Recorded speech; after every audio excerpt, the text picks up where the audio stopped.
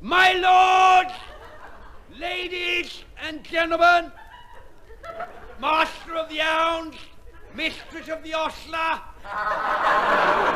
father of the groom, stable boys, unstable boys, kinky girls, whippers in, whippers out,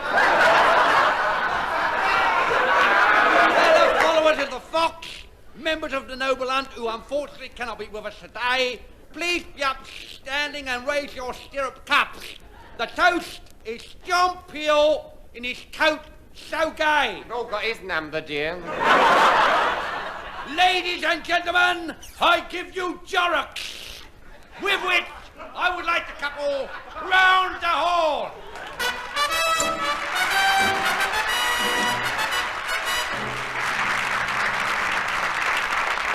Again, and welcome to the show. Well, now, here are the answers to last week's questions. First, the where do you find it question. Well, the answer came in several parts as follows.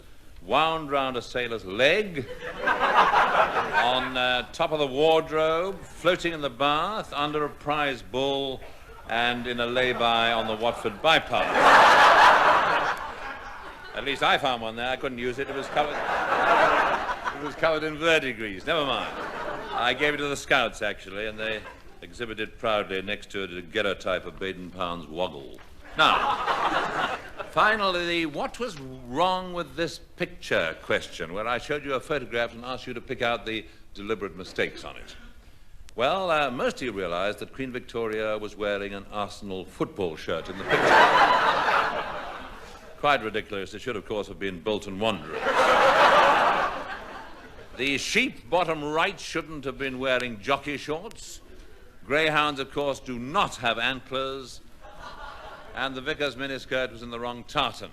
Now, the prize for the winning entry has been sent to Mrs. J. Monk's Haunch, Seaview Cottage, Tibet.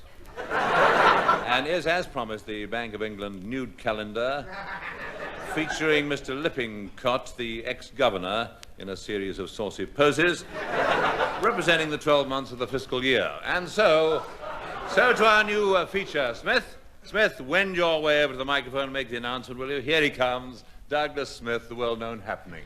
And now, ladies and gentlemen, it's Armpit Theatre.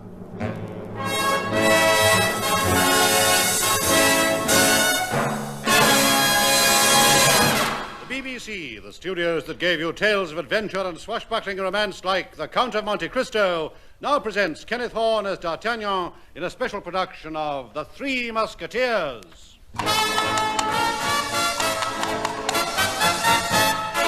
My name is D'Artagnan. Alice D'Artagnan.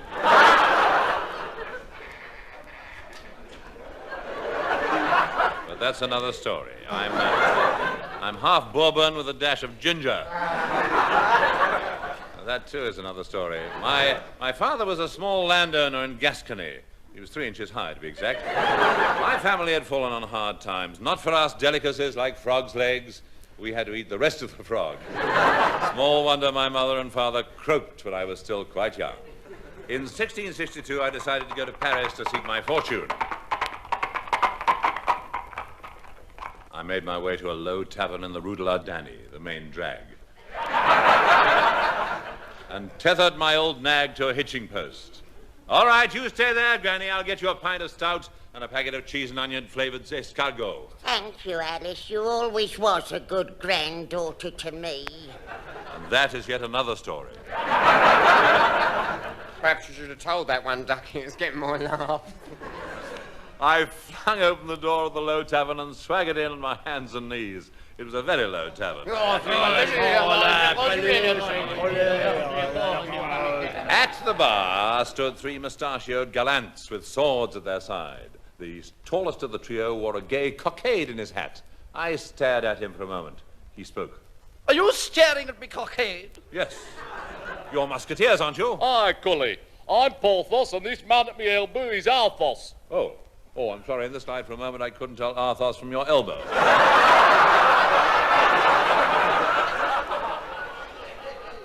I'm here. This is Aramis. He gestured with his gleaming épée at the gloomy, saturnine man at his side.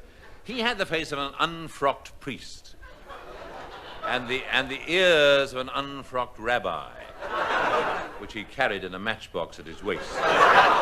He extended his hand to 7 years with options and kissed me on both cheeks. Enchanté, mon brave. That is your actual French. Nous sommes, as you may have gathered, your actual musketeers. Yeah, the King's Own? Well, no, not for keeps. Our motto is one for all and all for one. And I'm one.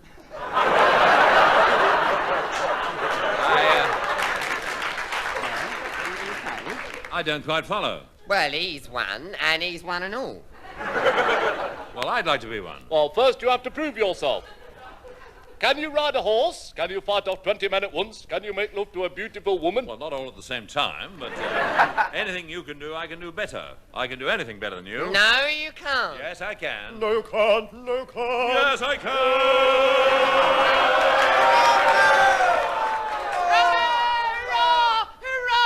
No dog of a Gascon can speak like that to a musketeer. I challenge you to a duel. And I. And I. To the death? To the death. To the death. To the death. At dawn tomorrow? At dawn. At dawn. Oh, well, could you make it 12 for 12:30? I'm having my hair done. And Vidal gets furious if I cancel. Yeah. Same here. So be it. So be it tomorrow, then, the Champs-Élysées. I'll wait by the Eiffel Tower. But it won't be built for 300 years. I'm in no hurry. But why fight on the Champs-Élysées? Because it's a dual carriageway. There will now be a short musical interlude while the enormity of that joke sinks in.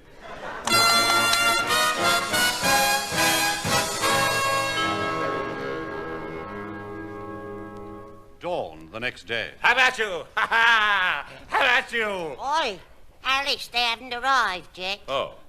Oh, well, I'll have it myself then till they get here.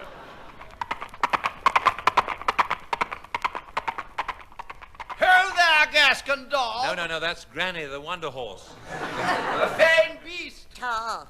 Ah, here come Porthos and Aramis. Will you fight us one at a time or all together? All together. Sing something simple as time goes by.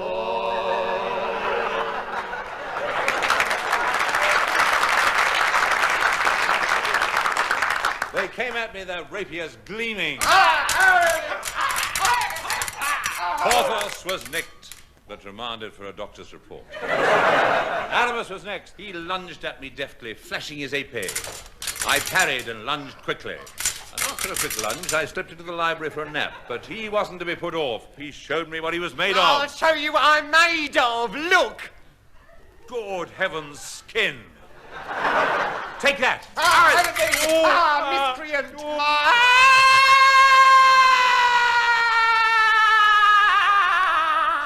Touché. Is he? Yes, he is. He's overacting. But he'll soon be all right. Now, you, Athos. Look out! Hey, look out! Look out! Here come the Cardinal's guards. Owing to shortage of cast, there'll be a short pause while everyone changes to guards.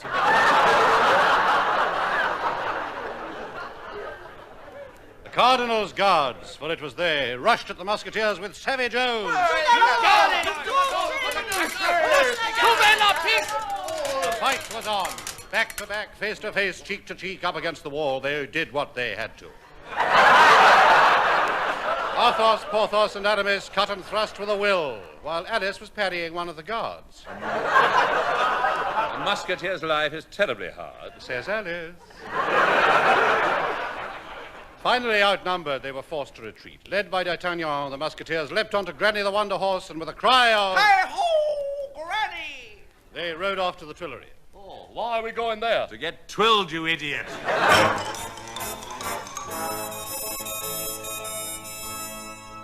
Meanwhile, at the decadent court of the effete King Louis, word had reached the Queen. I heard that, Lou. That's a nice word to use in front of your queen. That's nice language for the King of France to use, that is. I'm sorry, Queenie. I dropped the orb on me toe. Oh. Well, I'm royalty, I am. I've Oh, got yeah. breeding. Yes. If you put a pea under me mattress, I'd feel it. Yes. It'd give me jip all night. It Oh, would. shut your cake hole, you great fat nose pot. Ooh. Pee under your mattress. You could put 2 stone of King Edwards in your pit and you'd still sleep like an hog. Oh, I'm an Habsburg, I am, and don't you forget Well, it. button your Habsburg lip.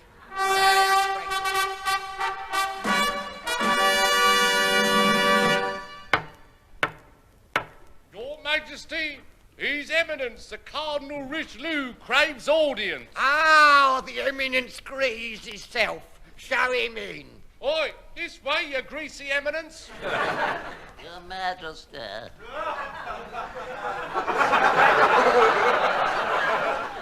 I have a complaint. The next line was cut by the Ministry of Health on the grounds that it was infecting the lines around it.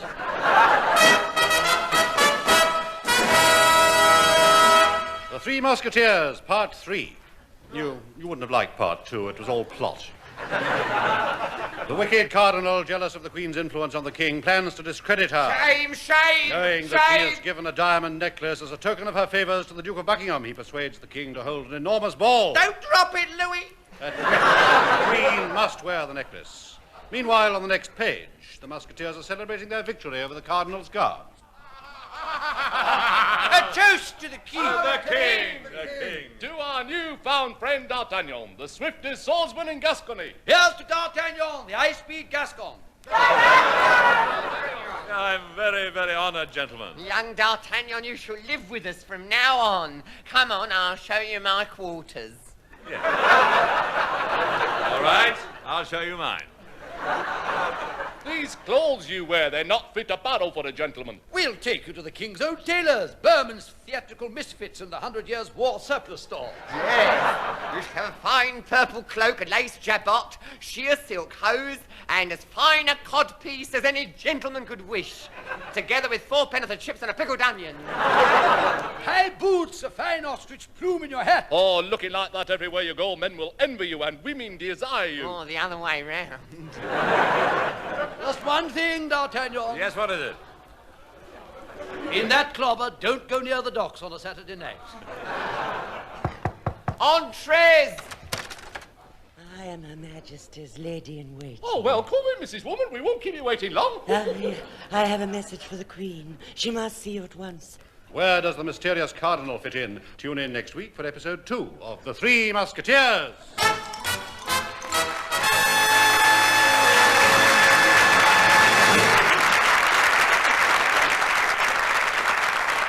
And now, the Round the Horn colour supplement. Now, this part of the show can only be heard in colour. And like the newspaper supplements, it comes entirely free, so if you don't like it, well, don't come whining to us. So, to our first item, Swinging London. Trendy columnist Brad Smallpiece with news of current events. Among the many exciting events to titillate the visitor to London this week are Formation Goat Nadgering for the Bulstrode Cup at the Wimbledon Palais, Armadillo baiting at Crufts, the Ideal Spotted Dick exhibition at Olympia, and Floodlit Horse Massage at the Ivory Stadium. But I myself would plump for the camping exhibition at the Marine Commando Club, Paddington, weather and police permitting. Yes. I shall make a beeline for it. The colour supplement now turns its attention to a frequently criticised but essential part of the contemporary scene, the British judicial system. Every day at the Old Bailey, scenes like this are being enacted. Yes, I admit it. I killed her. I killed them all. They said I was mad. Me, mad! Mad! Mad am I? I'll show you. I'll kill you. I'll kill you all.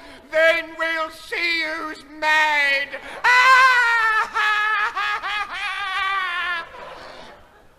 Quite so, my lad. But what about the accused?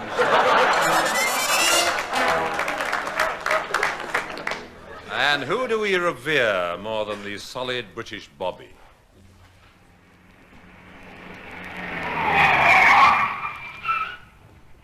What is it, Constable? Just breathe into this, will you, sir? Breathe into... Don't argue, sir. Just breathe into this. Oh, all right. Now this one. Yeah, that's better. Can't stand cold gloves when I'm on point duty.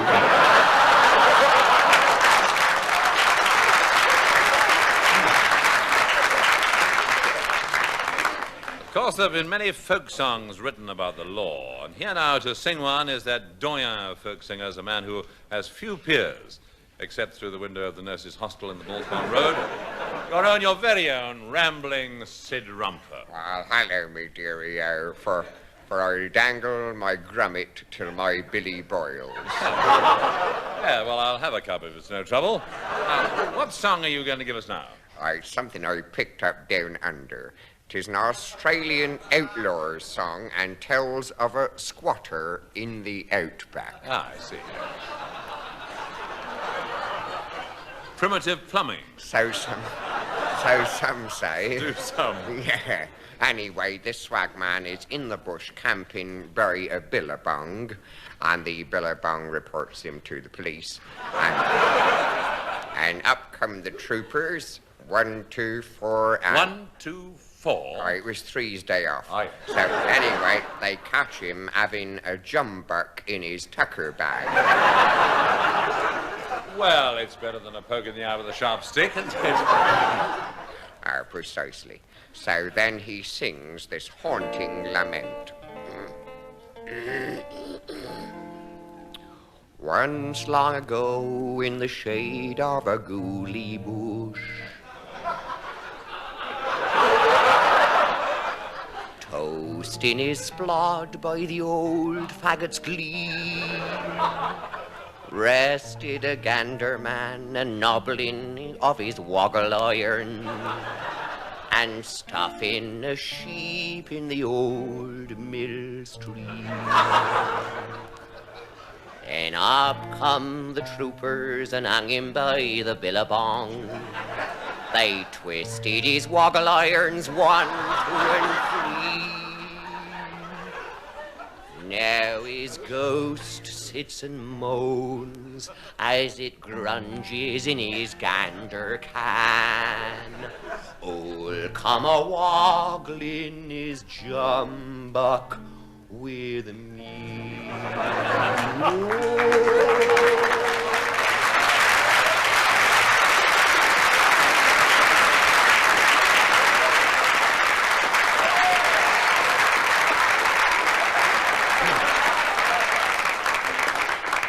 Thank you, Rambling Sid, and keep taking the tablets. Now, one thing about British law is the way it adapts to circumstances. As time changes, so does the law. For instance, 30 years ago, it was illegal to set fire to an orangutan within the precincts of Westminster Abbey on even dates. Nowadays, there's no such stigma attached to such an act, except, of course, to the orangutan. And it's similar with divorce. Now, in the 40s, the social complications were enormous, as we illustrate with this excerpt from the 1942 production of Brief Ecstasy, starring Dame Celia Molestrangler and aging juvenile Binky Huckaback.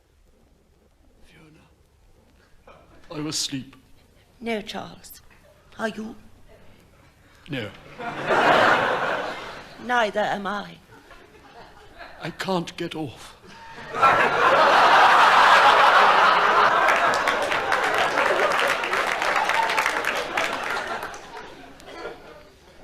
I keep thinking. Thinking? Thinking what? You know what I'm thinking. Yes, I know. I know you know. I know you'll know, I know. Yes, I know. But knowing doesn't help. Every night I lie here torturing myself. We're in an impossible position. Give it time, Charles.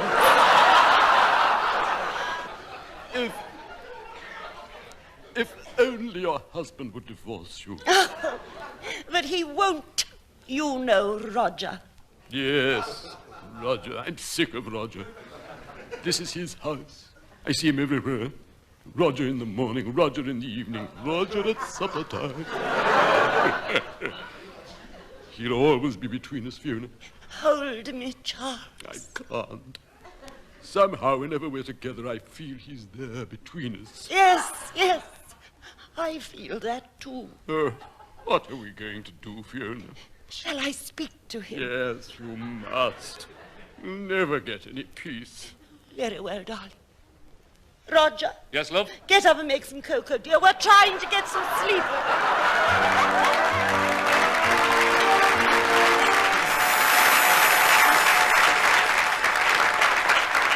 From time to time, the most honest, law-abiding citizen gets entangled with the law. I did myself recently. Very uncomfortable it was. And I was recommended to a fashionable firm of solicitors in Lincoln's Inn. The brass plate on the door read, Boner Law. Hello, anybody there? Oh, hello, I'm Julian. This is my friend Sandy. I've got my articles and he's taken silk. Frequently. Well, Miss Drawn, how nice to valder your dolly old eek again. Oh, what brings you trolling in here? Oh, can you help me? I've erred. Yeah, we've all heard, Ducky. It's common knowledge, isn't it, June? Look, will you take my case? Well, it depends on what it is. We've got a criminal practice that takes up most of our time. Yes, but apart from that...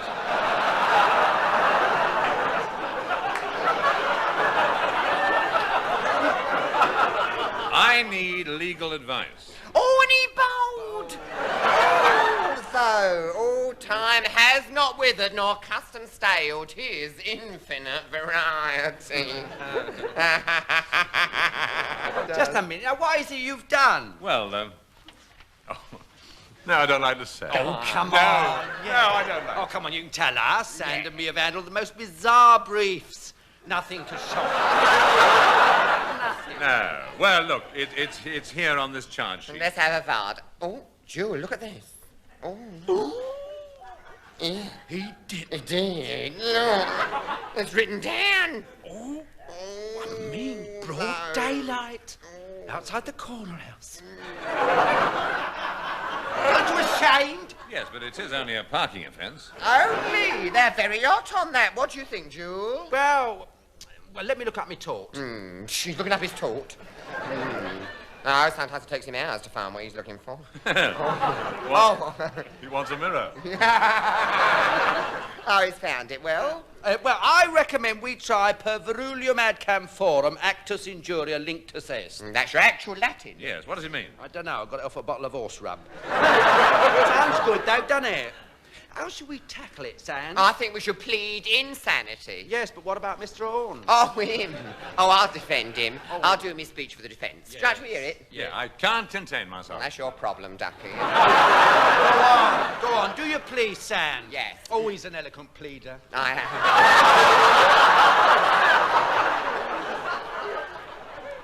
Homies and Polones of the jury, Varder well the eek of the poor one who stands before you. His lallies trembling. He has his share of guilt, but who is without it? Who? Who is without it? We all have a bit. Every one of us. We have our share. Yeah. His only crime was that he loved not wisely, but not too well. This kid never had a chance. No. Born on the wrong side of the tracks. Forced to take in washing.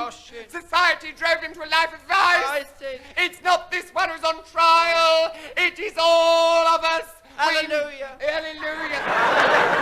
We made him what he is, without hope, without love, without hair. Give him a chance to become a useful citizen again, a housewife and a mother, so that he can look the world in the face and say, I name this ship HMS Ark Royal, and God bless all who sail in her. Bravo, Sand! Bravo! Well done! Could have been a Queen's Counsel. Well, Mr. Horn, what do you say?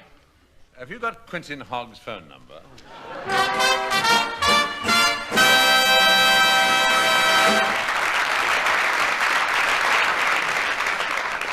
Well, they did defend me in the end, and I got off. They got 6 months. But that's still another story. Well, that brings us to the end of the show, except for this week's mystery noise. Now, what is it that goes... Boom. If you know, please drop a line to me, care of Round the Horn, and mark your envelopes clearly in block letters.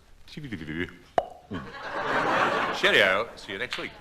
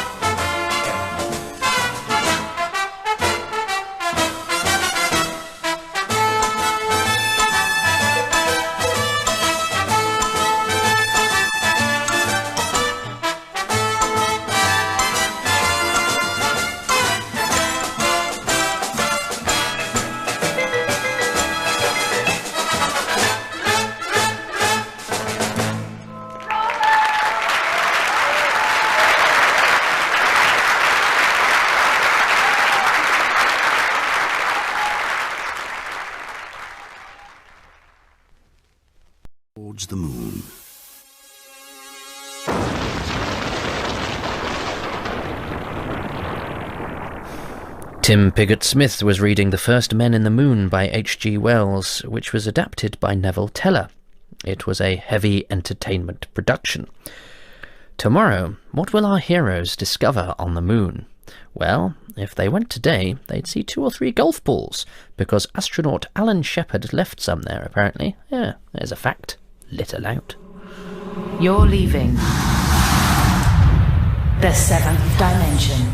That's it. I shall fly you to the moon again tomorrow, but only after we've swung amongst the stars on our journey into space, and I've let you know what life is like in the brave new world. In other words, please be tuned into the 7th dimension as we continue all our current adventures, which I know you worship and adore. I'm Toby Haydock. Old Green Eyes must be my Martian heritage.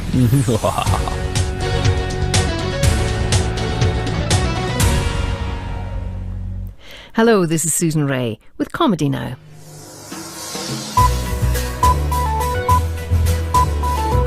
BBC Radio 4 Extra. It's 7 o'clock and the comedy is classic. It's Monday. We're doing our best to get you through. Beyond Our Ken and Steptoe and Son, not too shabby. Well, Harold and Albert are supposed to be shabby, of course. And in half an hour, they're on a jaunt to the country when they spot a lovely house, a home, possibly for the elderly. And tonight, returning to the Comedy Club, it's only the Shuttleworths presenting A Cough in the Loft at midnight.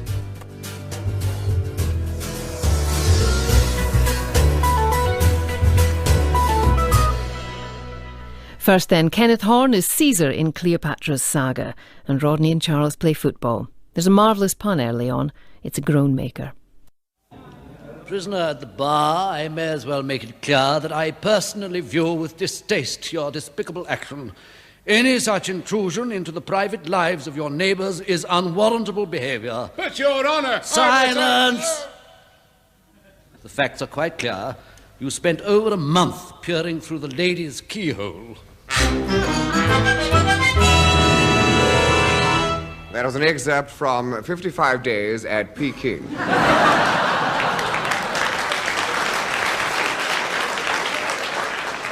The first in another series of a film worth remembering, which is more than can be said for the next half hour.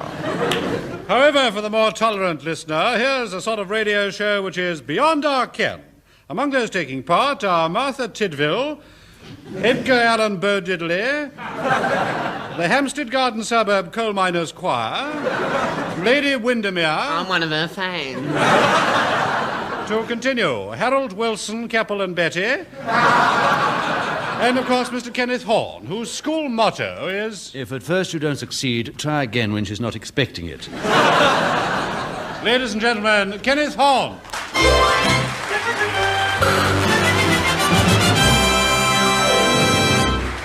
Hello and welcome to the first in yet another series of Beyond Our Ken. Well, nothing's changed much since we last met, but recently I ran into a remarkable old character. Oh, that's very... No, not you, sir, not you, no. No, now listen carefully. This chap went under the name of Mark Hyam. Who? Mark Hyam. Incredible old man, and he had one greatly treasured possession, a hat studded with red jewels. Still, I suppose everyone's heard of the ruby hat of old Mark Hyam. No, as you can see, nothing's changed much. I got a little worried outside the studio here today. I spotted a car belonging to Ernest Marples, and it had a sticker label in the window saying, Kenneth Horne must go. Well, a couple of days ago, I decided to have my hair done, so I went to my barber. Yeah, nothing funny in it at all. I did. I went to my barber, who's got a shop up a little passage by my flat. He's what you might call an alley barber, I suppose. Anyhow, we discussed various styles, and the Beatles wasn't quite right for me. And eventually he gave me what he calls the new M1 haircut. It's a sort of broad highway in the centre and soft verges at the side. Now, on with the show. And it's time now to introduce our new Hornorama feature...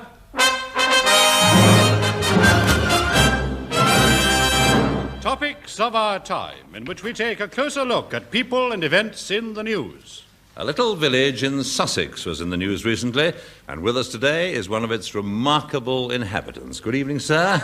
Good evening to you, sir. Good evening. Now, this little village you come from? Is Titchley in the Fold, sir. Yes. That's the place. You are, I believe, a truly remarkable character. I am, sir, yes. I'm chairman of the parish council, police constable, fire brigade. I do everything. Tell us, sir, why is this village so unique? Because, sir, the inhabitants are all women. All women? All are women, yes. In fact, there's talk of changing the name to Ladyville. I see. Ladyville, because they're all women. Yes, but what about you? I am the only man in the entire village. Well, that is remarkable. And may I ask remarkable, you, sir, how old are you? I'm 26.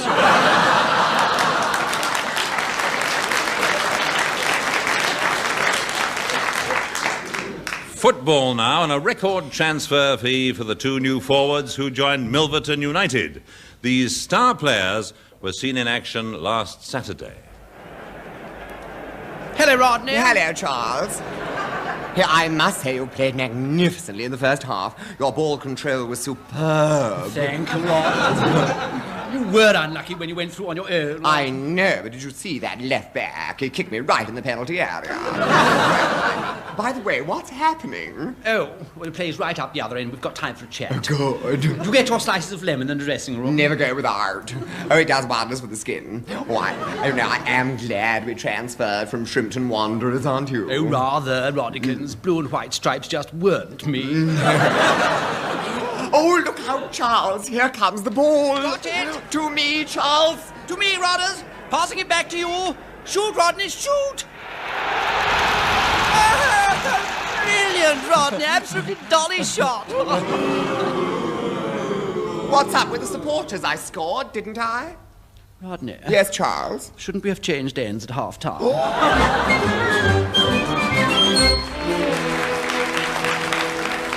Which brings us to our panel of experts waiting to discuss this week's searching question. Top of the table, it's hello again to our pop-singing friend, Ricky Livid.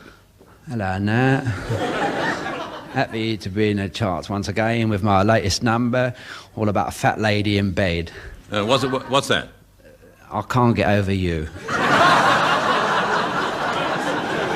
And now, a newcomer to the panel, the ex-debutante novelist, author of the current bestseller, Through Darkest Chelsea with Highwayman's Boots and a Candle, Charlotte Bellingham. Hello. Well, I must say I'm thrilled to be here. In fact, I'm thrilled to be anywhere, because Mummy always says life should be lived to the full. That's what Mummy always says. Yes, well, good for Mummy, isn't it? Yes. Lastly, here's someone who really lives life to the full and a bit more. Arthur Fallowfield. Well, I must say it's very nice to be back. I've had a very eventful summer, and I was the victim of a rather nasty scandal with Christine Forrester. Any truth in it? Completely unfounded. Well, Yes, I see. Well, now, that's our panel, and this week's searching question is Britain really a third-rate power? Ricky Livid. Yeah, well, I suppose Britain has slipped down the top chart a bit, down the top 10, but I'm still way up there. I mean, only a few weeks ago, I couldn't get out of the theatre for screaming kids. Police was there, girls, thousands of them. I never realised I was such an attraction. Yes, it must be a frightening experience being mobbed, especially when you're alone. I wasn't alone. I was with the Beatles. Now then, Charlotte Bellingham. Oh, well, I still think Britain's absolutely divine. Mummy always says, if it's British, it's bound to be super. That's what Mummy always says. The trouble is, we don't tell the world about what goes on here, except a few months ago, and then we should have kept quiet about that. But you see, Mummy always says that most people talk a lot of twaddle. Yeah, Mummy's right. Why don't you shove a coronet up your cake hole? Well, I must say how frightfully rude. You mustn't mind him, Miss Bellingham. He's a deep-rooted agriculturist. Oh, well, we're all conservatives. Yes. All right, then. Come on, Fallowfield. Well, I think the answer lies in the soil. Good British dirt is the best in the world. That's what I say. We should export it by the bucketful. During the summer, I had a French student over to my farm to study, and I can honestly say she was very impressed. I mean, I showed her things she'd never seen before. I did ripe yellow ears of English corn, good fat healthy cows like Mrs. Simpkins. Believe me, that woman's got two of the plumpest Friesians I ever laid eyes on. I don't mind telling you. Thank you, Arthur. Thank you very much.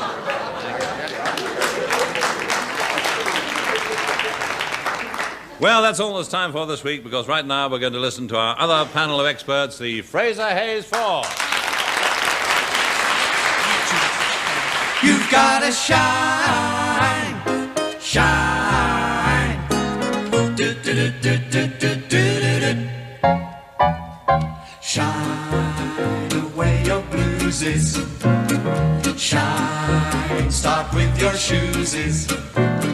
Shine each place up, make it look like new. Shine your face up, wear a smile or two. Shine your these and thoses.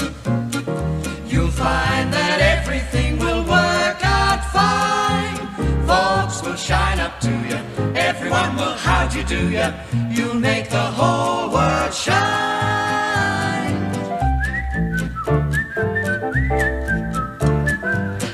Jack, known around town as some boot black. Never worried though he worked like sin. Should have seen his grin. Guaranteed to bring the business in. Every day, when they asked him how he got that way, he would tell them, if you envy me, just try my recipe. Shine, you gotta keep shining away your blueses. Won't you give it a try and shine? You're making a head start with your shoeses. We're not telling a lie. You gotta shine each place up and make it look like new. Shine your face, shine it up and wear a smile or two. Wear a smile and shine your these and thoses.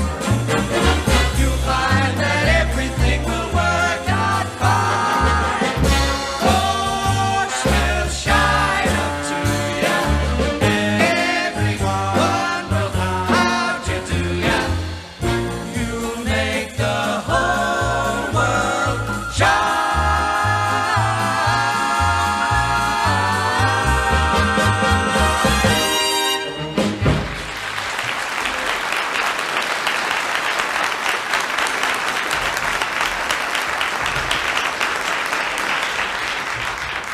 And so to our drama of the week, a big screen epic adapted for the small microphone. Here it is, Cleopatra, the multi-million-dollar film that took 2 years to make. Well, our version took 20 minutes to rehearse and cost the BBC £13.07 Stand by then as we present the fabulous Cleo, or If You Knew Caesar Like I Knew Caesar.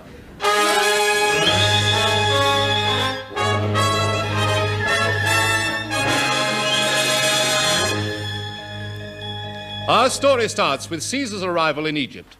Cleopatra has been banished, and sitting on the throne is the young King Ptolemy. How do you know this? The King Ptolemy himself.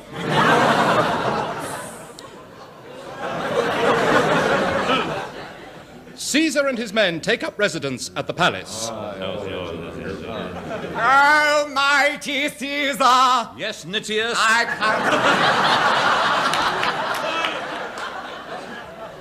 I counsel you to be ever watchful. These Egyptians are not to be trusted. I've seen the writing on the wall. So have I, and I can't make head nor tail of it. You would if you seen where I saw the writing on the wall. Where is Flavius? I am here, Caesar. And what news from Rome? The news is disturbing, O mighty Caesar. There are rumblings in the Senate. It's Brutus, Cassius, and all the other bods. Nothing unusual. You always get rumblings from Senate bods.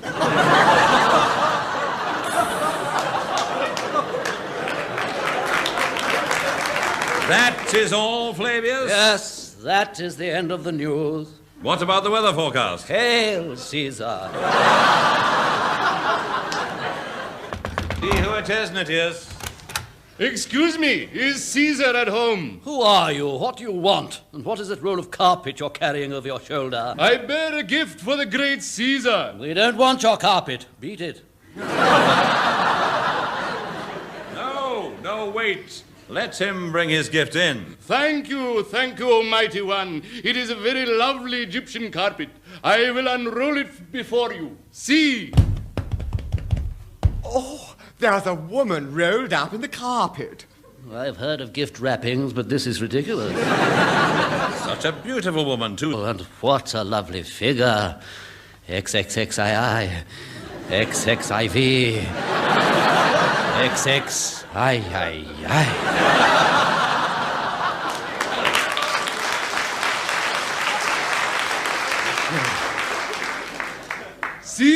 Caesar! Yes, all right, I will. Here. Take your hands off me. This is Cleopatra, Queen of the Nile. This is truly an historic meeting. The great Queen Cleopatra and our own august Caesar. August? He looks more like late November.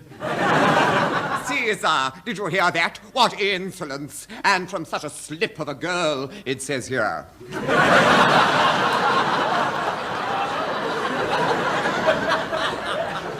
She speaks the truth, Nitius. I am an aging man, but though I bear the ravages of time, I could still show you a few wrinkles. I have no doubts, my Lord Caesar. Your reputation with women is renowned. But how harshly you treat them. Is it not true that when you first set eyes on one young lady, you smote her over the head? True. I came, I saw, I conked her.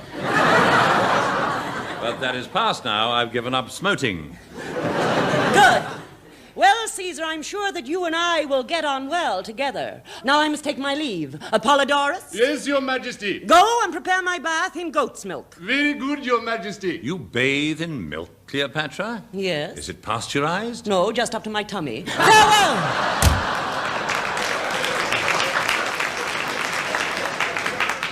Flavius, I don't like it. Well, it depends what we're talking about. I can see our noble Caesar is under the spell of that temptress. Oh, she's wicked with it, that one. Well, I mean, coming in here in that flimsy chiffon, flaunting it about like that. Well, Nitius. Anyone can see she's all on the surface. That's what it is. Belt us uppers. You will not speak thus of the woman I love. We shall make a good match. True, Almighty One, the love of Caesar and Cleopatra will indeed compare to the other great loves of the world. Romeo and Juliet, Napoleon and Josephine, David Frost and himself. Flavius, I shall go to her now. Prepare my courting toga, the short one that shows my knees. Ah, yes, thou art truly the noblest Roman of them all. And as for you, Nitius, who mock my beautiful Cleopatra, you shall be sent to one of my legions where the fighting is thickest. No! Oh, no! You can't do that to me. I have served you faithfully. It's not fair sending me out there to certain death. It's not fair. You can't do it, do you hear? You can't do it. I'm too young to die. I'm too young, too beautiful. It's not fair. It's not fair. All right, Richard Burton, that's enough. Take him away, Flavius. You'll be sorry you wait. I'll have the last laugh, Caesar. I know what's going to happen to you halfway through the sketch. And now to Cleopatra.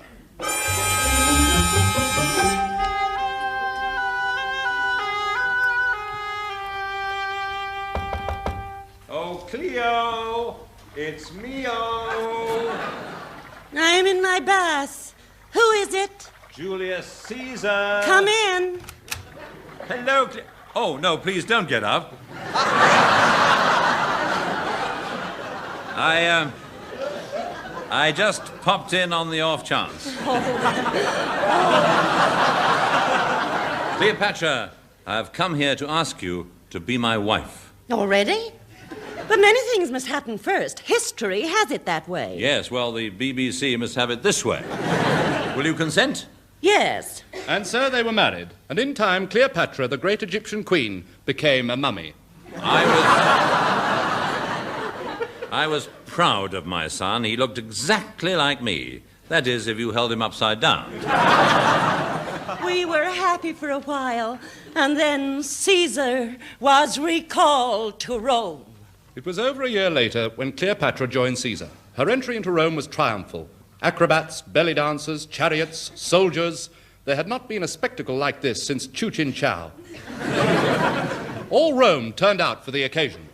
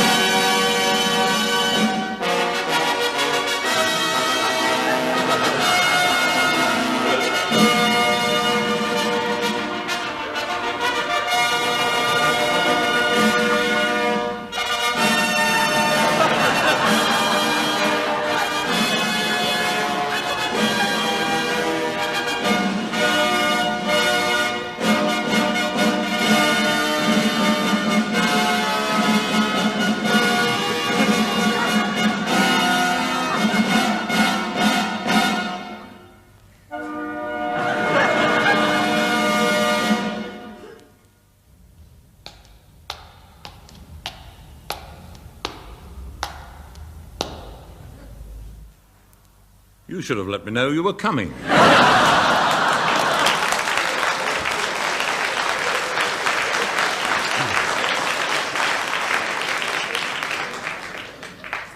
Hello, Caesar.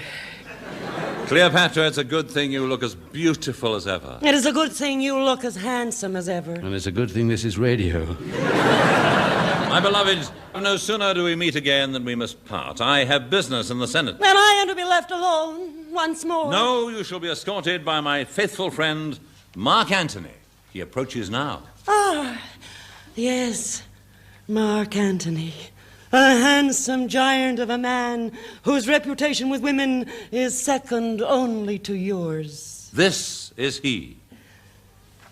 You are Mark Antony? Yeah, that's right. Hello. Hello. Yeah, do you think I look like Burton? You look more as if you've gone for one. Oh, no, you're rude. Well, I really must go to the Senate. Goodbye, Cleo. Goodbye, Mark. Goodbye, Julie. Well, Mark Antony, now we are alone. Why don't you come closer? No, stop messing about. Come over here and hold my hand. No. Caesar is my best friend. You're so handsome. Come and kiss me. No. Caesar's my best friend. I'd do anything for you. Oh, well, bang goes another friendship. Meanwhile, at the Senate, there were dark goings-on. Put a light on someone. Brutus, Yes, Casca? Caesar's on his way. Now is the time to draw our daggers. Are you suggesting murder? Well, we'll have a stab at it. Where is Cassius? I'm here and I'm the greatest. Man, I'll take him in just 5 rounds.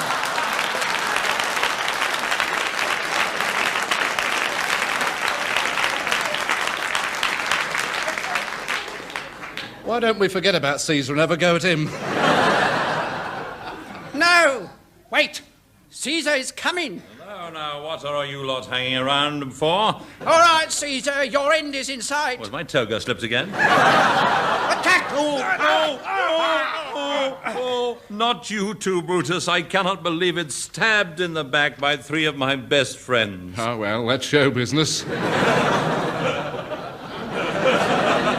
With Caesar gone, there was a battle for power in the Senate. Meanwhile, in Egypt, the love of Cleopatra and Mark Antony blossomed. Mark, tell me something. What? Were you born in Rome? Yes, of course. In fact, I was the original funny thing that happened on the way to the forum. I tell you what, yeah. Why did you ask? Oh, Mark, you know I hate it when you're away from me. But don't you think you should go back to Rome? No. Octavian is stirring up opinion against you and against Egypt. I don't care. I like it here. I like it. All these orgies and everything is very mean. Oh, but Mark, I'm frightened. Don't be like that. Come over here. Here, that's it. Closer. Oh, Mark. Oh, Cleo. Oh, Mark, wait a minute. I've got a feeling, it's only a feeling, mind you, that we're being watched. Yes, look, that glass panel at the back of the studio. Yes, these BBC producers are all the same. Well, as soon as you have a love scene, they all get panicky. I bet we get faded out. And so they were. But Cleopatra was right. In the Senate, Octavian spoke fiercely against Mark Antony. I tell you, gentlemen, he is a traitor. He is taken up with that Egyptian woman, recklessly thrown away our valuable territories. He has usurped the power of Rome, and he's been getting far too many laughs. I say war, gentlemen.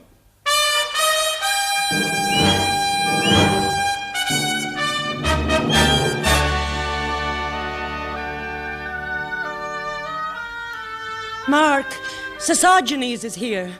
My advisor and philosopher wishes to speak with you. Hello, Sosigenes. Sosigenes. Don't mind. The hour has come for decision, Mark Antony. Where do you do battle with Octavian, on land or at sea? Yeah, no good asking me. But you must lead our troops. Oh, where is the brave warrior who once I knew? If only Caesar were still here. Yeah, I wonder what he's saying. Believe me, I'd be happy to say anything right now. Caesar, is that you? Where are you? If you're there, listen to me. You must have been watching what's going on here. Tell me your decision. That's easy. Next week, you get killed off on page 1. Come, Mark Antony, lead us into battle. We'll meet Octavian on sea at Actium. There's no sea there. Actium, Clot, not Acton. Come, prepare for battle.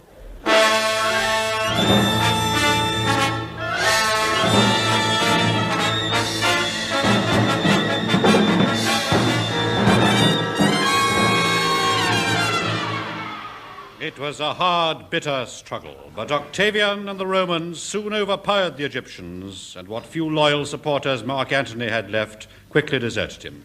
He fled back to Egypt, a broken, dishonored soldier. I'm a broken, dishonored soldier. There is nothing left for me but ignominy, and I don't even know what that means. There's only one course left open to me. I must kill myself. Ooh, ah, ooh. Well, that's got the dagger out of the sheath. Now then, to do the dirty deed. Oh, Mark, Mark, my darling, what have you done? Oh, Mark! Open up, Cleopatra! It's Octavian! Quickly, Sosigenes, bring me the bowl of fruit. Here, your majesty. And from the fruit I take the asp and clasp it to my it's been cut.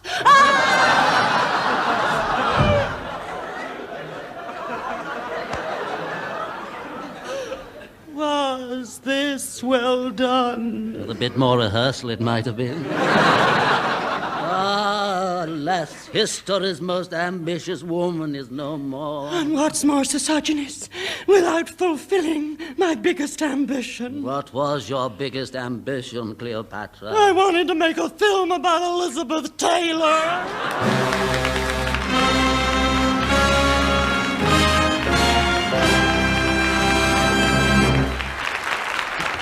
Can't hear it if you puff up to get him out.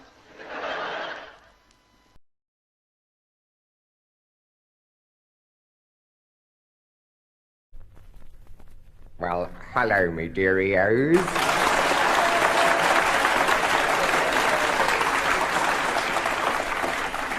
Well, tonight I shall have great pleasure, but first of all,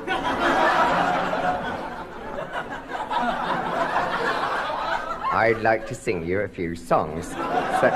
So loosen your gussets, traddle your thrums, let your bossocks down, and away we go. Now, first, here's something I picked up down under, and 'tis an Australian outlaws song, and tells of a squatter in the outback, camping by a billabong.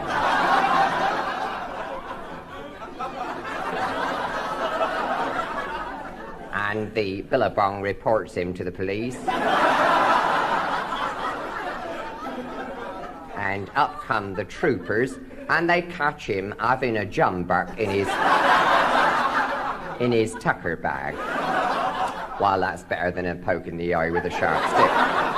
So anyway, as they bind his polyps and carry him off, he sings this haunting lament.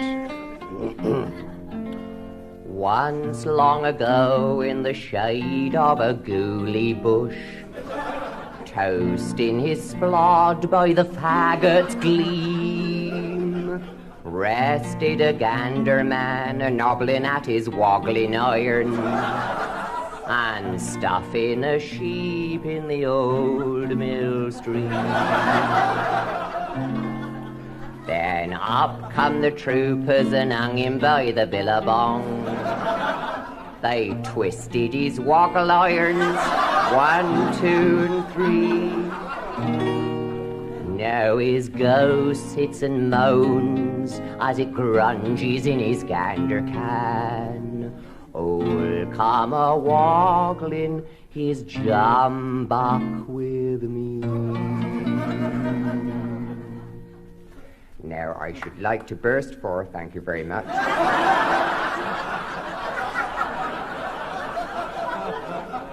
There's one friend there anyway.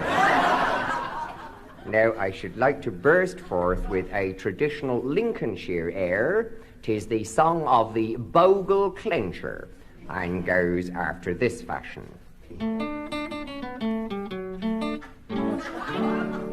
When I was a clencher's bogle man in famous Lincoln town, I often clenched my bogling fork for less than half a crown.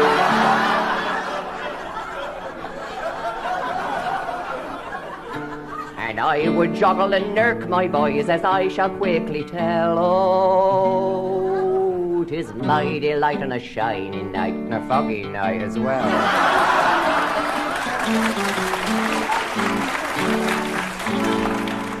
Oh, once I took my moolies and set them in a snare. 'Twas then I spied a scroper's man, or wordle in a hare.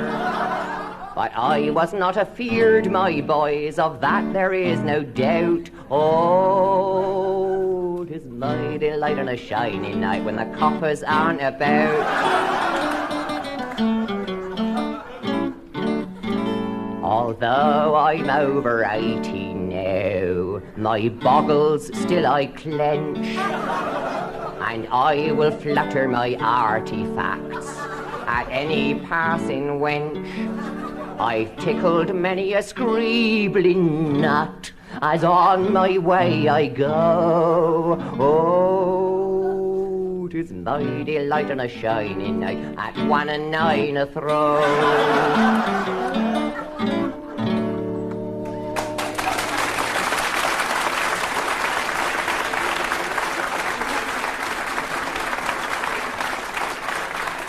Thank you very much. Well, I've been dipping in my old gander bag, and I've come up with a very tender and furtive madrigal, which has been passed down from father to son until the handle dropped off. It is an old Sussex courting song and tells the story of a young swain who stands beneath his loved one's bearer. He's a very, very small swain, but then she's got a very low bearer. It's the prevailing winds, you see. Anyway, he stands there in the full moonlight, a-plighting his troth. It's best to plight it where you can see it. Otherwise, you're liable to make a dog's breakfast of the old rigmarole. So there he is, a-plighting his troth. The troth, by the way, is a small furry creature with fins. It's a cross between a trout and a sloth or sloth, and it's a curious match. I often wonder what they saw in each other in the first place. Though I suppose the sloth hanging upside down tends to have a different slant on things. Anyway, nowadays, people do say that they're extinct, but I believe they're hanging about somewhere, and that they'll come round when they're hungry. So anyway, this lover is under this tree, singing to his light o' love, and he tells her of his desires as follows.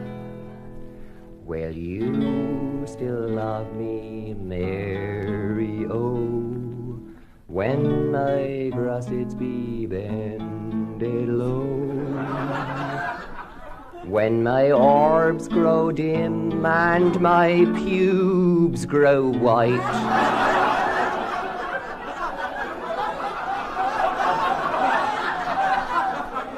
and my cord wangle makes an ugly sight, and my grossets be bended low, my grossets be bended low. And she sings back to him, you ask me if I'll love you, oh, though your grossets be bended low, though your orbs be dim and your pubes be white, and your cord wangle makes an ugly sight. If I feel the way I do tonight, my answer will still be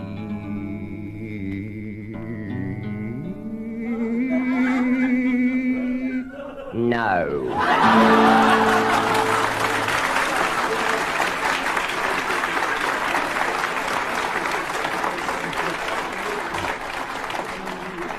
I'll hey Mary down, crumple diddle I do, and other colourful affectations. I'm going to sing you now another courting song, this time from Ireland. 'Tis a lament sung by the itinerant pedlars of they parts as they lurk in the peat bogs, tinkering with their grummets. So this young tinker sings to his fair colleen, if you will give me all your love, then I shall give thee jewels and perfumes and a ribbon for your hair and an old pair of boots what belong to my granny. I'll need re-soling, but they'll do you a treat for getting in the coal. All these things shall I give thee, he sings, if you will give your love to me. And then she sings, well, where are they then? To which he replies in song, well, I haven't got them with me, but can I have a little bit on account?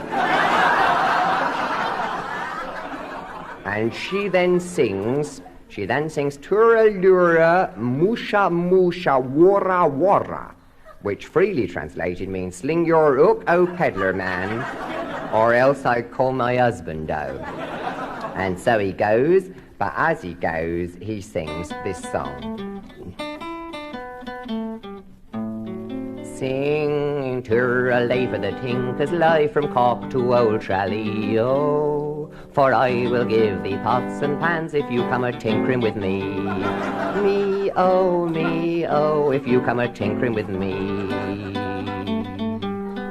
With a tumble-down tick and a rooney o'day, sing tross up a faldy roll dough. I'll treadle my crumple for many a day.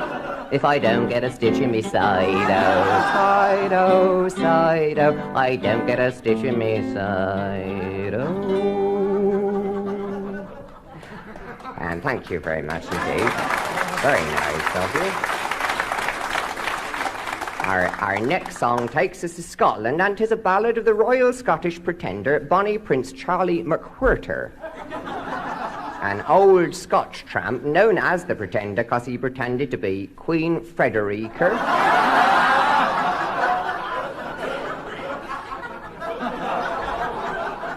In order to get free orange juice. You can't drink metal polish straight, you know. Anyway, we fell to chatting by the wayside, and over a rude meal of hedgehog pâté washed down with a simple, unpretentious bottle of paraffin rosé, he sung me it. It tells the story of a simple Highland lass who one day espies a man in a kilt sitting up an oak tree. Hello? Quoth she to herself, "'Tis Bonnie Prince Charlie," while she could tell it wasn't Mary Queen of Scots.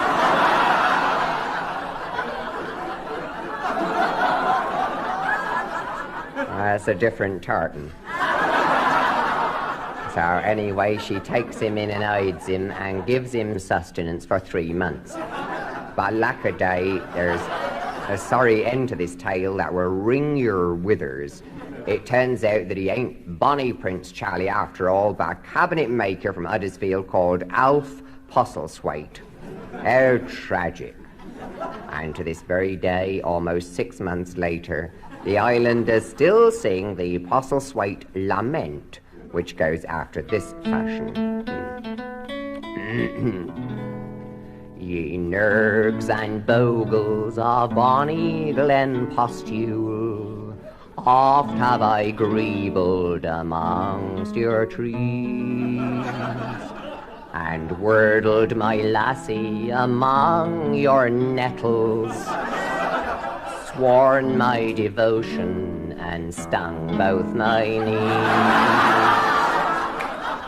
We bogled and grundled and grundled and bogled, I grotted my muckles for bonny wee Joan, but now she's run off with a plumber from Sidcup. So I lurk in the forest and wordle alone.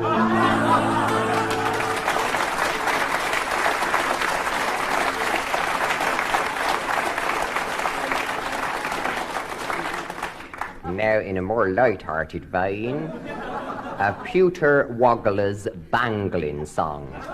After our day in the grunge foundry hammering their artifacts, the jolly grunge men repair to the local hostelry or fumble shop.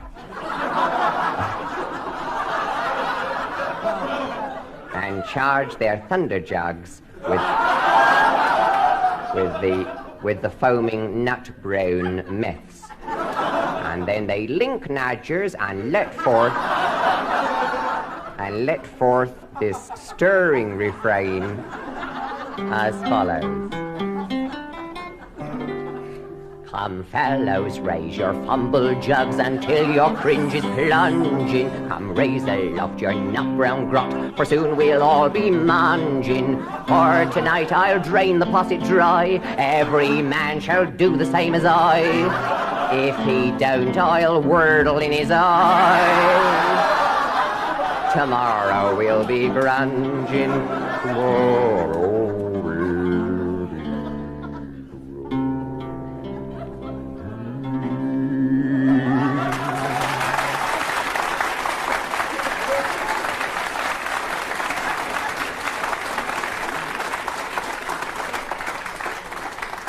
Now, me dearios, I have dipped into my gander bag on many happy occasions, but none more so than tonight, when I have come up with what is undoubtedly the most uninteresting song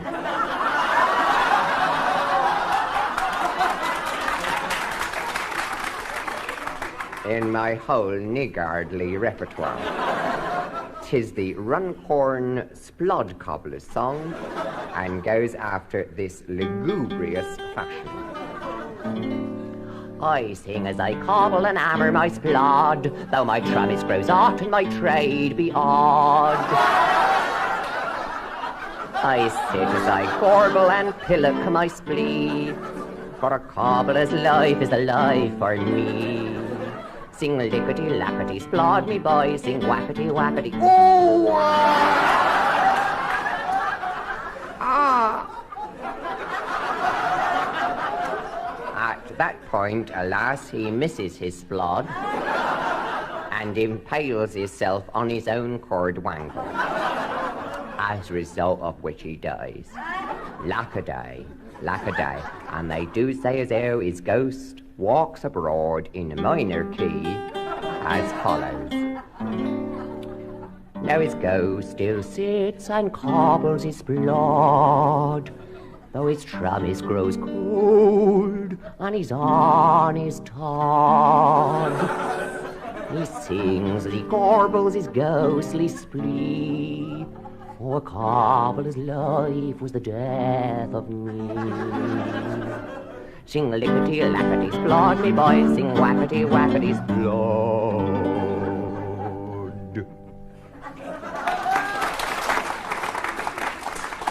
Now here now is an 18th century ditty that first appeared in 1738 on a... That's right, on a broadsheet.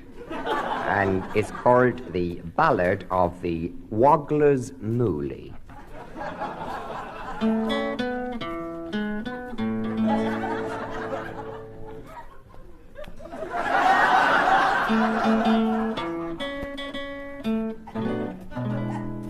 Joe, he was a young cordwangler, among greebles did he go, and he loved a bogler's daughter by the name of Chiswick Flo.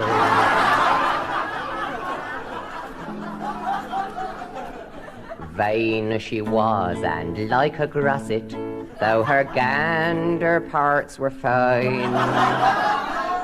But she sneered at his cordwangle as it hung upon the line.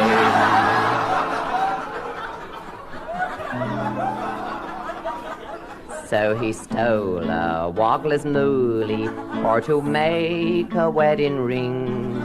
But the Bow Street runners caught him, and the judge said, "You will swing." Oh, they hung him by the postern, nailed...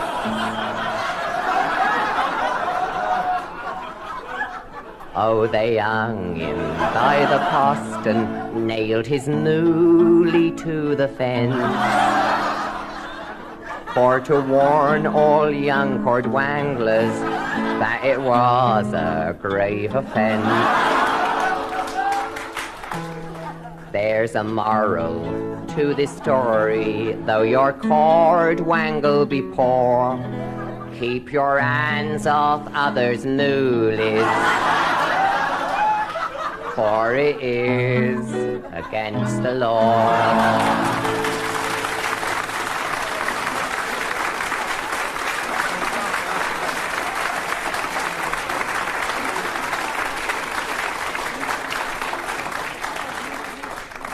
Now hoist up your artifacts and keel haul your dandos.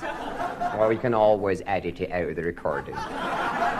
Because it's time now for a medley of rollicking sea shanties. So nurk your throbbers. And away we go. What shall we do with the drunken nurker? What shall we do with the drunken nurker? What shall we do with the drunken nurker? He's bending his cord wangle. Hit him in the nadgers with a bosun's plunger. Slap him on the grommet with a wrought iron lunger. Cuff him in the moolies with a captain's plunger, till his bogles dangle. Heave-ho, and up she rises. Heave-ho, and up she rises. Heave-ho, and up she rises. Oh! He's broken his cord wire.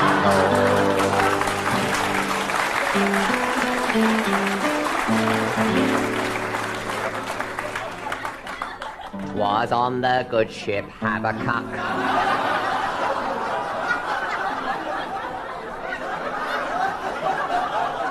And I a midshipmite, when 4 days out of Liverpool, a mermaid did I sight, singing fare ye well, my Betty-O, fare ye well, I say, fare ye well, my pretty young maid, my fattocks be bound away. And then the mermaid sings back to him in wheedling tones. Come marry me, my pretty lad, and live beneath the billow. A coral reef shall be our bed, an octopus our pillow. Singing fare thee well, my Mary-O, fare thee well to you. Fare thee well, my pretty young lass, my fattocks be rusted through. And seduced by the siren's voice and the fact that you can only see the top half of her sticking up out the waves, the foolish sailor lad leaps over the side and drowns. And as he goes down for the third time, he sings, fare thee well, my Sally-O, fare thee well, sweetheart. I am no use to you, my love, my fattocks have come apart. Oh.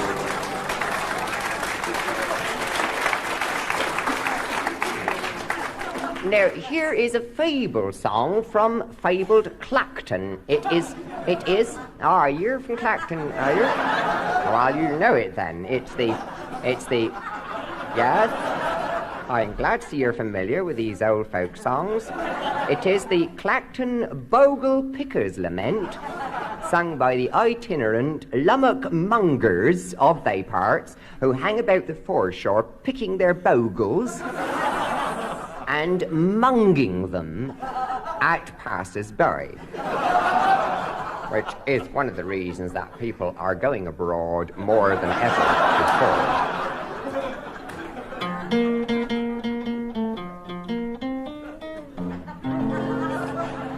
When I was 21, boys, my swogle did I plight, and then as the lummock I did scrope beneath the pale moonlight. Sing all away, me posset Meg, there's limpets on me dando.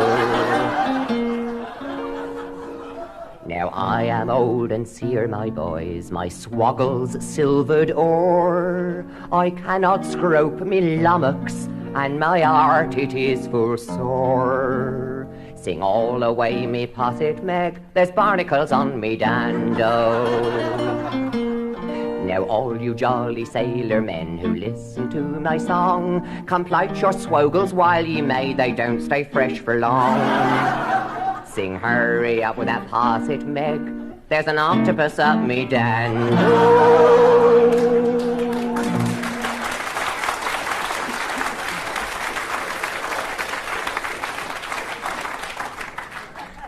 And now a change of mood as I let forth with a Lummockshire air sung by the spume tiddlers of they parts as they sit in the chimney corner groping their taddles.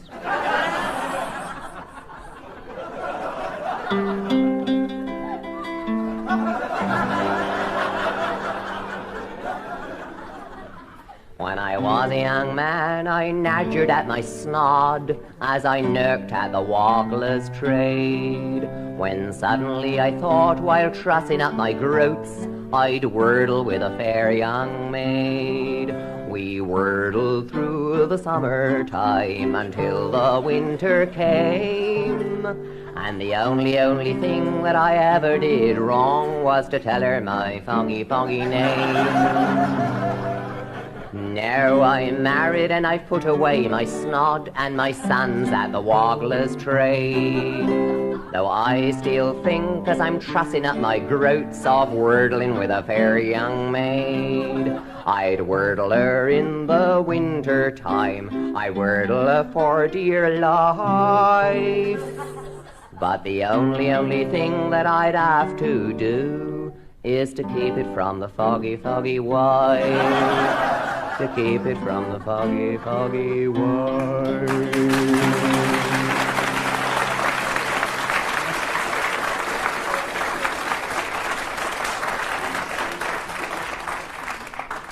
Now, my dearios, I'll tether my nudgers to a grouting pole, for the old grey mare is grunging in the meadow. While better there than here. While it makes so much work for the char. My next ditty is about a fabled horse, the Somerset Nog, so called because crossed between a nag and a dog. It's half Suffolk punch and half dachshund, while it gets very foggy on the moors.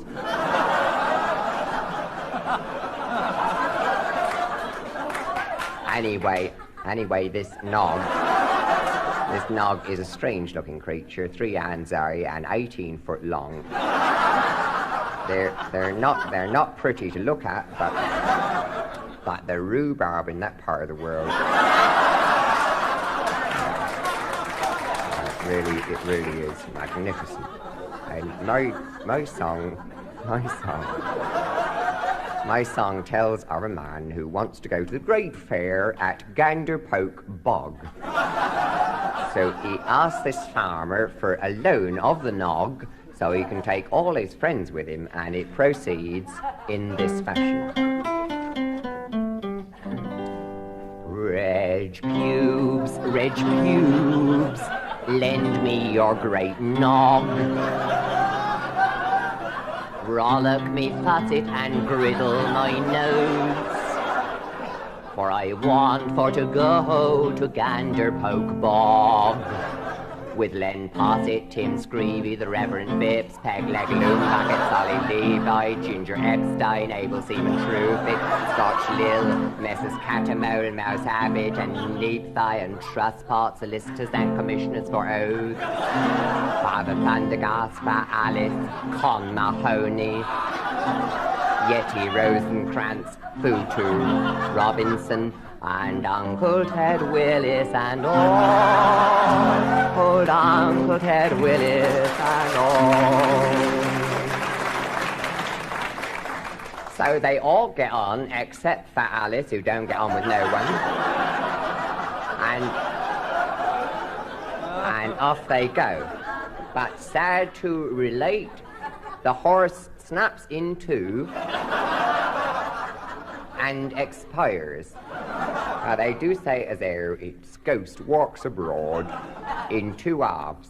And if you be passing Ganderpoke Bog at midnight, they do say you can hear the 2 ghostly halves of the nog singing in duet. Reg pubes, you lent your great nog, rollock me fusset and griddle me nose, and now my remains are in Ganderpoke Bog. With Lem Posset, Tim Screevy, Reverend Phipps, Peg Leg, Loom Bucket, Solly Levi, Ginger Epstein, Abel Seaman Truefit, Scotch Lil, Mrs. Catamount, Mouse Habit, Neathai and Trustpot, solicitors and commissioners for oaths, Father Thundergast, for Alice, Con Mahoney, Yeti Rosenkrantz, Futu Robinson, and Uncle Ted Willis and all, and Uncle Ted Willis and all.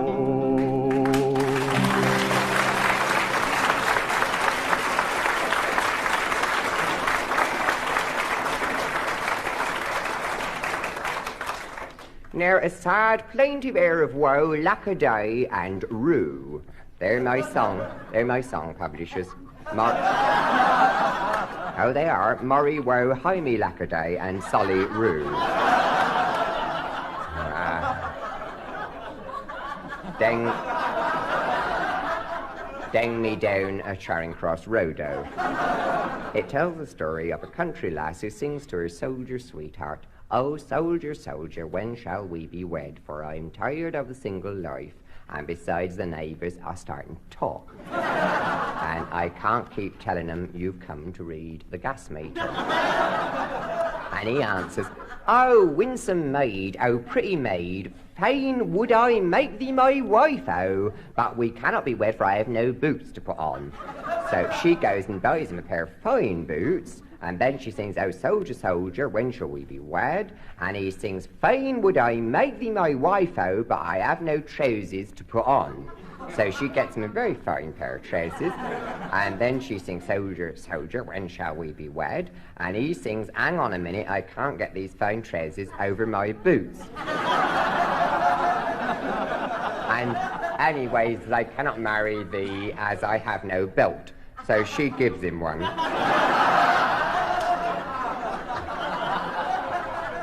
And he goes, and as he runs off, he sings this stirring martial strain. Fare thee well, my apple-cheeked Betty, oh, fare thee well, for I'm off to fight my country's foes. So dry your eyes and wipe your nose. Nose, oh, nose, oh. For Billy has gone to the wars, oh. A rub-a-dub-dub for the sabres clash, with a musket fife and a drum-a-diddle-idle. With my billycock hat and my billycock head, for I'm off to be a dragoon.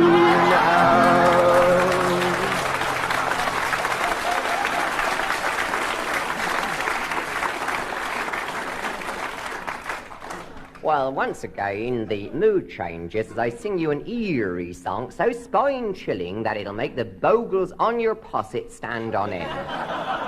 It is the story of a bold highwayman called the Black Grunger of Hounslow and his exploits. Oh, list while I sing of a highwayman bold, his feats were remarkable, so we are told. He'd wordle the ladies and scrope all the men, then he'd straddle his nadger and ride off again. Rurally, singing fiddle me grommets and scrumple me flute. They caught him and hung him from old Tyburn tree, but ere the node screebled his Gurkha, quoth he, if I had my time to live over again, I'd scrope all the ladies and wordle the men. Sing fiddle me grommets and scrumple me flute. However, they strung him and his horse up, and they do say as how his ghost rides abroad, even to this day, haunting the place where he once straddled his nadger so gaily. Only, unfortunately, they built a supermarket on the slope, and on early closing day, his wraith can be seen galloping along the bacon counter.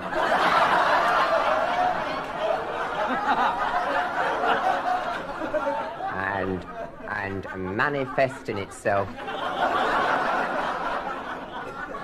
behind the crystallized fruits. And as he gallops, he sings, my tale it is ended, my song it is sung, as me and my horse we have both been well hung. And as I'm a phantom, my only recourse is to scrope by myself and to wordle my horse. Singing fiddle me grommets and scrumple me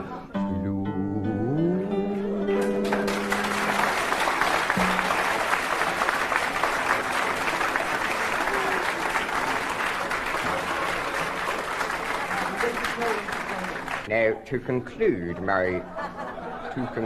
my recital, an air for which I shall need your help, so if you'll join me, we shall all burst forth together. So grundle your parts, your own parts, not anybody's parts.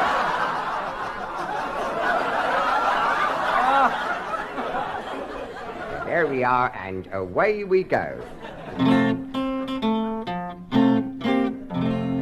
I'll sing you one, oh, green grow my nadgers, oh. What is your one, oh? One's the grunge upon my splod, mask in my cord wangle. I'll sing you two, oh, green grow my nadgers, oh. What is your two, oh? Two are me lumin thrums, see how they jangle. One's the grunge upon my splod, mask in my cord wangle. I'll sing you three, oh, green grow my nadgers, oh. What is your three, oh? Three are the times I've lunged my groats. Two are me lumin thrums, see how they jangle. One's the grunge upon my splod, mask in my cord wangle. I'll sing you four, oh, green grow my nadgers, oh. What is your four, oh? Fourth my wordle is bent, oh. Three are the times I've lunged my groats. Two are me lumin thrums, see how they jangle. One's the grunge upon my splod, mask in my cord wangle. I'll sing you five, oh, green grow my nadgers, oh. What is your five, oh? Five for the wordless of my song, four for my wordless bent, oh. Three of the times I've lunged my groats. Two are me lumin thrums, see how they jangle. Once the grunge upon my splod, it's ruined my cord wangle. Wow.